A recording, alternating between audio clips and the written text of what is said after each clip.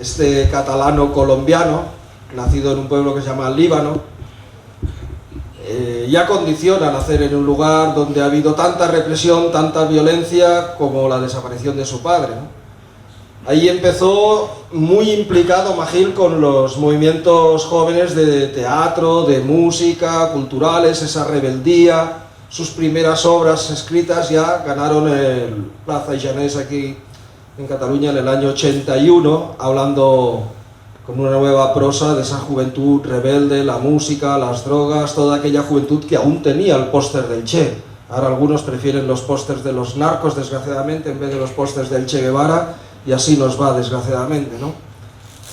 Claro, cuando conoces al Magil subido en unos tancos de 2 metros, que tiene habilidades para escribir, para hacer teatro, para dirigir teatro, y dices, este hombre, aquella época de palo que sea, que hay algunos otros aquí también, y ya empezamos a profundizar y hacer algunas cosas juntos en los años 90.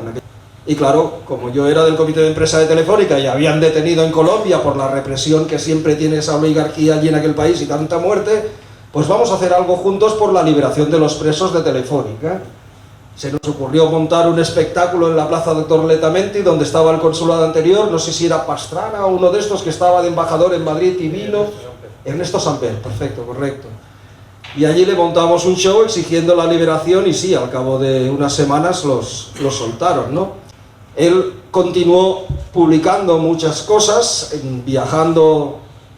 o no pudiendo viajar por el temor a que hubiera algún problema grave en Colombia cuando iba a ver allí a la familia, y en ese ir y venir algunas veces también escapó a la India e hizo algunas traducciones importantes de los clásicos de aquella cultura, ¿no? No sé si leer todas las obras que ha publicado, pero algunas como Iluminados,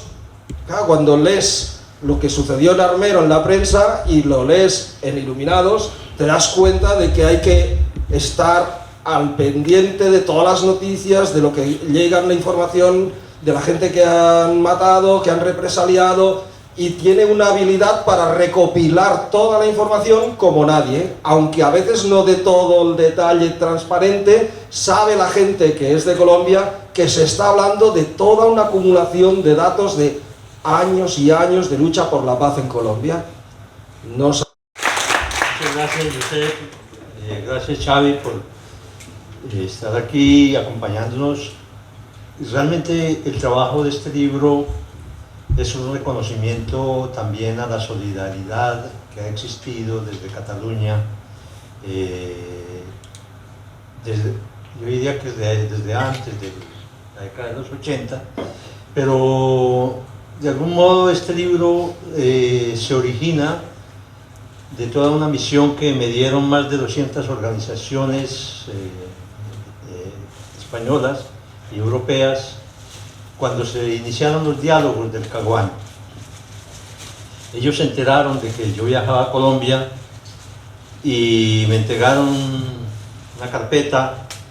con más de 100 páginas de firmantes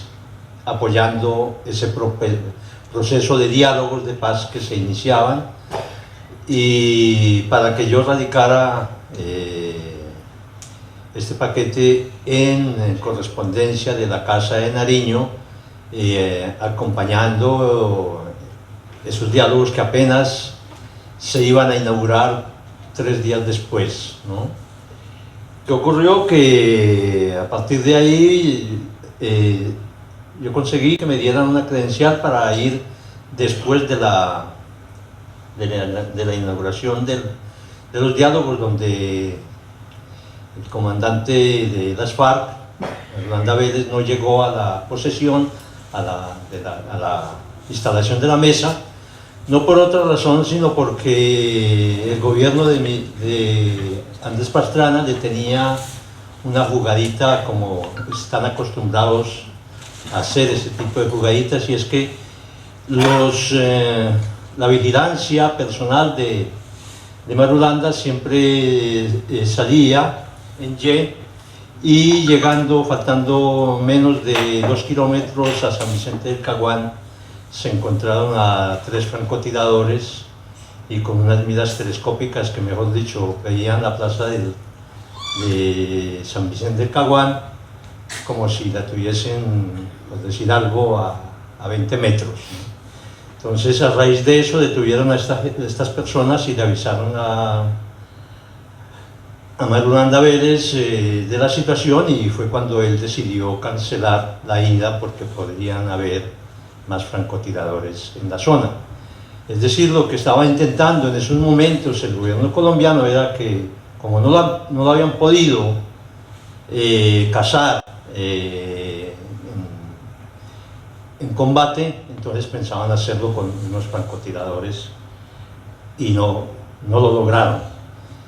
El comandante de las FARC murió en la selva, pues un problema pulmonar bastante serio, y no tenía acceso a la medicación ni nada de estas cosas, como igual ocurrió con el que ya se conocía como el Mono Jojoy, Jorge Briceño. ¿Qué es lo que ocurre con esos diálogos? Que realmente era un pretexto para consolidar y fortalecer la represión en Colombia. Vino el Plan Colombia, con el cual acabaron no solamente los diálogos del Caguán, sino que pretendían que los guías que llevaban a los periodistas y a las personalidades a los campamentos dijeran los lugares donde estaban esos campamentos. Todos estos guías fueron torturados hasta morir. Esa es la realidad del final de los diálogos del Caguán, y muchos líderes y dirigentes tocó salir del país. Y personalmente, pues después de asistir y participar en una de estas audiencias públicas, cuando llegué a Bogotá me encontré con que me daban un tiempo para salir, y bueno, pues antes de que se cumpliera ese tiempo salí, que eran 24 horas. Es una situación que poca gente la conoce, no por otra razón, sino porque yo nunca he querido asumir la actitud de exiliado. Considero que eso es una responsabilidad muy grande, y he preferido siempre trabajar de forma muy independiente de organizaciones sociales, de partidos políticos, etc.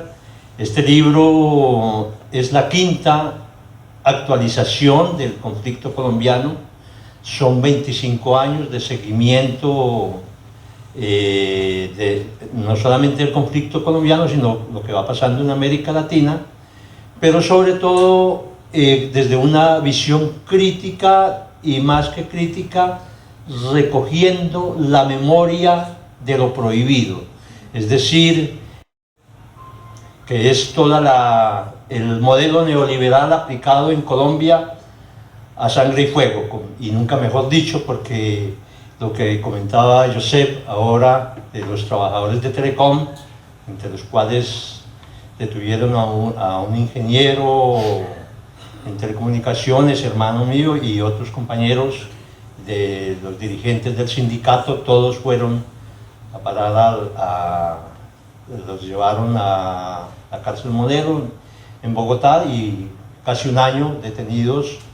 sin un justo proceso. Y bueno, la libertad de ellos se debe precisamente a este gran paladín de la justicia que fue José Eduardo Umaña Mendoza, que no solamente defendió a los trabajadores de Telecom, sino que también defendió a los trabajadores de la USO, y defendió que son los trabajadores del petróleo en Colombia, y también defendió a otros dirigentes sindicales de la CUT y compañeros en Cali, en Medellín, etc. Hasta cuando el mismo Estado le quitó la vida en su propio apartamento, aduciendo de que le iban a hacer una entrevista, y la entrevista eran tres personas, 2 hombres, una mujer, y bueno, lo querían era secuestrar, y finalmente lo eliminaron en su propia oficina, después de haber amordazado a la secretaria, etc. Una muerte muy dura. Y bueno, cuando yo me enteré de esto, ahí entendí realmente que cuando él me dijo que yo era un irresponsable por el trabajo que estaba haciendo, que no tomaba medidas de seguridad,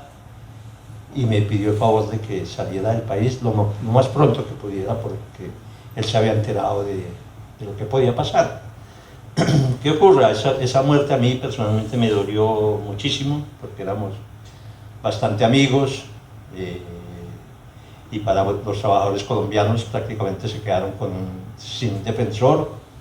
que no tenía, como se dice, no daba ningún tipo de componendas frente a ese modelo neoliberal que se estaba aplicando de manera brutal, y sobre todo que le estaba costando mucho la vida a los dirigentes sindicales colombianos. Gracias a la juventud colombiana, que fue la que lideró realmente todo ese movimiento social en Colombia, y cuando se logra el triunfo del Pacto Histórico, la última edición de Crónica Oculta para la Paz fue publicada por la editorial Ibáñez, que es una editorial de abogados, y ellos, a raíz de las amenazas que hubo contra Ediciones Desde Abajo, que era la que venía publicando esta serie de libros, decidieron hacerme esa edición, y pues me recomendaron que no hablara demasiado y que simplemente dejara que el libro circulara, y así lo hice, sobre todo porque a mí lo que me interesaba era estar acompañando a mi madre en la última etapa de su vida, y fue por eso que yo mantuve un largo silencio, y la última edición se hizo en el 2016, y como se iban a cumplir los 20 años del asesinato de José Eduardo Umaña Mendoza, y no se había publicado ese libro por recomendación de él, y por temor a que a mí me pasara algo, y a todos los trabajadores que estaban hablando ahí, y él mismo como protagonista de la ley del saqueo, decidí hacer una nueva actualización del libro, porque después de 200 años se logra un gobierno de izquierda en Colombia con el compañero presidente Gustavo Petro, y como comunicador que he sido de toda la vida y conociendo muy bien los medios colombianos, sabía que le iba a ser muy difícil el trabajo del compañero presidente. Entonces decidí hacer esa reactualización con los avances que se han logrado durante este año y pocos meses que lleva el gobierno del Pacto Histórico, con un propósito, y es que se conozca la verdad histórica de Colombia, entre otras razones porque es de los pocos países en el mundo donde se le ha negado la historia al país como tal, ¿no? No se enseña en los colegios, no se enseña en la escuela, y pienso que se debe a un hecho muy clave, que es histórico, ¿no? Y es que Colombia, la oligarquía colombiana,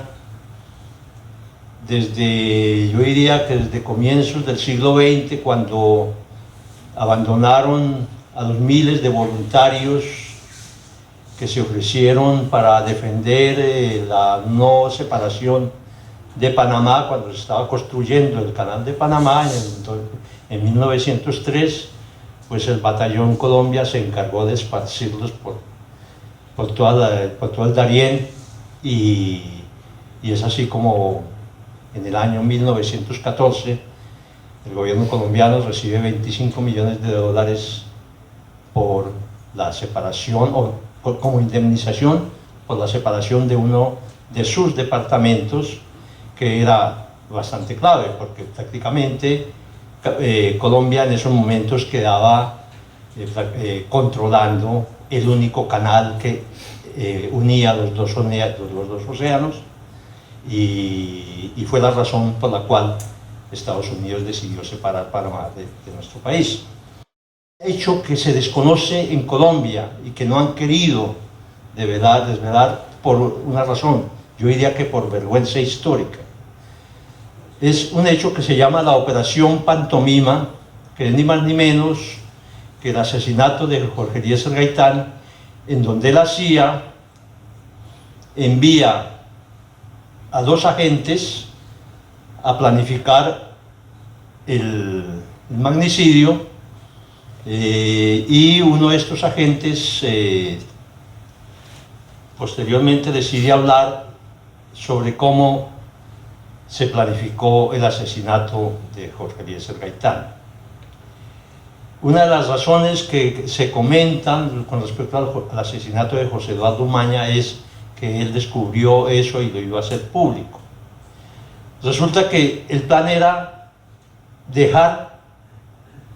sin ninguna posibilidad de investigación el asesinato de Gaitán, eliminando al ejecutor, a Roa Sierra. ¿Con qué fin? Con el fin de desestabilizar esa pseudodemocracia que venía dentro de una política bastante entregada a Estados Unidos, con el tío abuelo de Juan Manuel Santos, que se llamaba Eduardo Santos, y con su política el buen vecino, que era sencillamente entregar en concesión todo el tema minero, todo el tema del petróleo, etc., ¿no? ¿Qué ocurre? Que Gaitán realmente planteaba un proceso de cambio muy importante, que un poco lo estamos retomando ahora con el compañero presidente Gustavo Petro, aunque dentro de una visión muy distinta y casi 70 años después, dando el gobierno, y hasta el punto de que crean bandas paramilitares más o menos en los años 60, y justamente quien las promociona es un general americano que se llama Yarborough. Este señor llega dentro de una especie de misión supuestamente de progreso que se llamaba la Alianza para el Progreso, y ahí se comienzan a formar las primeras bandas paramilitares, y posteriormente reciben todo el asesoramiento del sionismo israelí, con personajes como Jay Plain, por ejemplo, que formó a los Castaño y a otra serie de Mancuso y otra serie de paramilitares. Y bueno, hay mucha historia que se cuenta en este libro y que no ha sido tocada precisamente por la historia oficial colombiana, y es la razón por la cual este libro, en su 5ª edición, porque es la 5ª actualización que hago de Crónica Oculta, no ha tenido una sola nota en la prensa colombiana, en cuanto al hecho de que el miedo a la verdad en ocasiones hace que la censura se vuelva tribuna, y es un poco lo que ha ocurrido con este libro, que sin ninguna entrevista, sin ninguna nota en la prensa, sin ningún comentario de ningún tipo, se han vendido más de 7.000 ejemplares en Colombia, y el presidente Hugo Chávez en Venezuela hizo una edición en el año 2012 con un tiraje de 30.000-40.000 ejemplares, no recuerdo bien, y lo cierto es que a raíz de eso se da claridad un poquito respecto a lo que está ocurriendo en Colombia. Pero no es solamente este libro, hay muchos libros de compañeros periodistas, por ejemplo el aporte que ha hecho Alfredo Molano, muy importante, Arturo Alape, etc. Es decir, que la historia de Colombia aún está por conocerse en su totalidad, a la verdad. De cierta forma yo lo miro como un complemento a ese informe que hizo la Comisión de la Verdad, con las limitaciones que les impusieron por los acuerdos de La Habana, y al trabajo que está haciendo la JEP, que también es importante, y sencillamente aquí se cuenta lo que está prohibido contar. Muchas gracias, y ante todo agradezco que nos acompañe Germán González, nuestro cónsul en Barcelona, y pues para él pido un aplauso especial y que por favor nos dedique unas palabritas. Cosa que debo decirles es que el gran recuerdo que tengo en primera instancia de Magil es el del luchador por los derechos intelectuales, por los derechos de los creadores, que fue hace bastante tiempo, más o menos el tiempo en que el mismo García Márquez estaba siendo perseguido en Colombia y tuvo que refugiarse en otro país. El segundo asunto que me hace sentir cariño es que le mandaron un mensaje de saludo desde Colombia cuando yo llegué aquí por primera vez, y solamente ayer se lo pude dar. Un poquito tarde, pero de una persona que es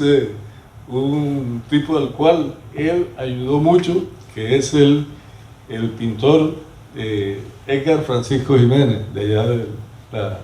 de Colombia, de la costa, que vivió aquí, y él fue un hombre que generosamente recuerda el nombre de Magil. En tercer lugar, yo pienso que el trabajo que ha hecho Magil a partir de esta investigación es un trabajo muy, muy importante, porque es una investigación, no solamente por la investigación, sino por el estilo de trabajo literario y de investigación histórica que tiene, que desafortunadamente lo encontré ayer y voy a leerlo con mucho entusiasmo, pero que me hace recordar lo que él ha sido desde el punto de vista del protagonismo de las luchas sociales en Colombia. Prácticamente mirarlo a él es como mirar a una Biblia que ha hecho una síntesis de las primeras luchas del siglo XX hasta hoy, y eso es extraordinario.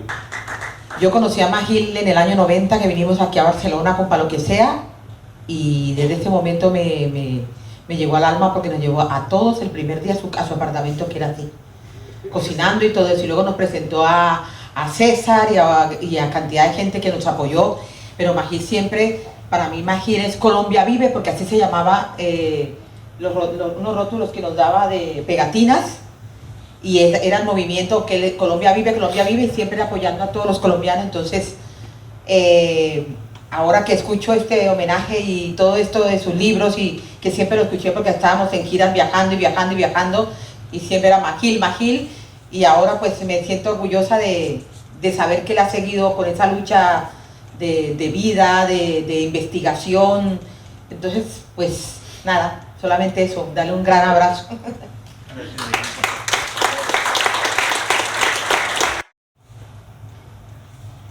Sílabas. Así soy, imprudente y cálida, como las sílabas que enlazas mis palmas, como cifras exactas. Los minutos y segundos caen como follajes de lluvia en la vegetación de mi conciencia. En el fondo, los ecos y días escriben mis versos que trascienden el papel. Sílabas.